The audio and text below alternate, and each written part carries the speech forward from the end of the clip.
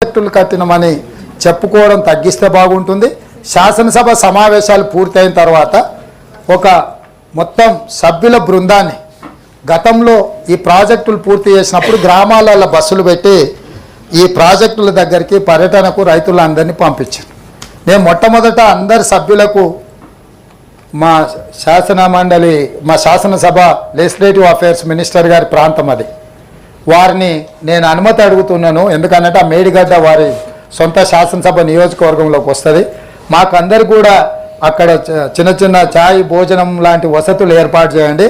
అటు అసెంబ్లీలో ఉన్న ఎమ్మెల్యేలను ఇటు శాసనమండలిలో ఉన్న సభ్యులందరినీ కూడా అక్కడ పర్యటనకు తీసుకెళ్తాను. ఏ విధంగా అది కుంగిపోయి ఎందుకు పనికి రాకుండా అయిపోయిందో మిమ్మల్ని అందరినీ తీసుకెళ్ళి చూపిస్తాము. మీరందరి సూచనల మేరకే